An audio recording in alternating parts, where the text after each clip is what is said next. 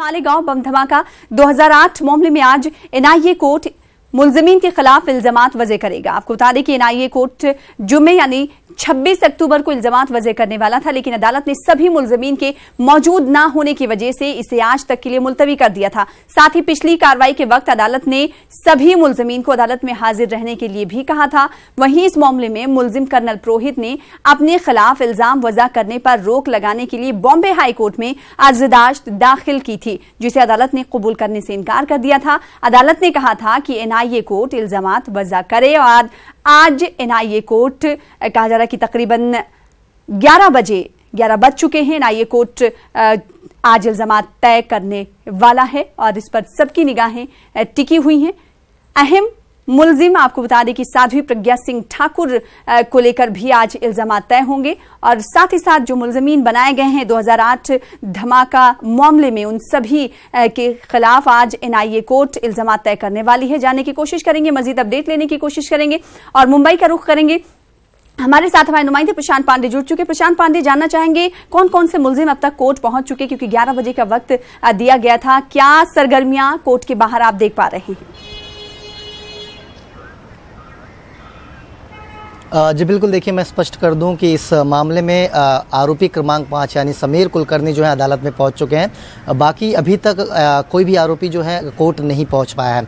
बहरहाल कोर्ट इंतजार कर रहा है और जिस तरह से पिछली बार ये कहा गया था कि अदालत में सभी आरोपियों को हाजिर होना होगा ताकि चार्जेस फ्रेम की जो प्रक्रिया है उसे पूरी की जाए। मैं आपको एक पूरी तरह से स्पष्ट कर दूं तो इस पूरे मामले में 13 आरोपी थे, जो अभी तक 2 फरार हैं। 11 आरोपियों में से 3 लोगों को इस पूरे मामले से बरी कर दिया गया था।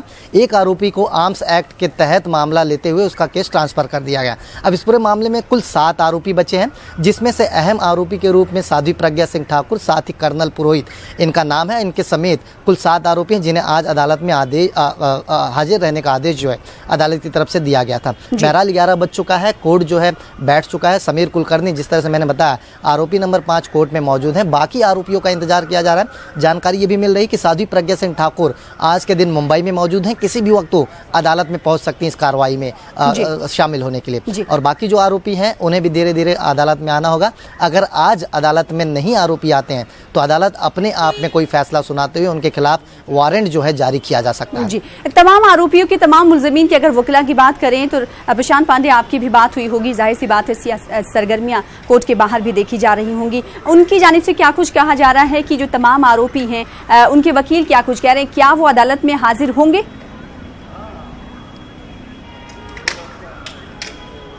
जी बिल्कुल, देखिए पिछली बार जब सुनवाई की प्रक्रिया शुरू हो रही थी और जब आरोप तय होना था तो कई ऐसे वकील हैं जिन्होंने साफ तौर पर स्पष्ट किया था अदालत के सामने और तबीयत खराब होने का हवाला देकर ये कहा गया कि उनके जो क्लाइंट हैं वो जो है अदालत में नहीं पहुंच पाएंगे। और मैं आपको बता दूं कि इस मामले में अधिकतर लोग जो हैं बेल पर बाहर हैं। बेल पर बाहर होना यानी उन्हें अदालत में प्रेजेंट होना होगा और तभी जो है आरोप जो है तय करने की जो प्रक्रिया है पूरी की जाएगी।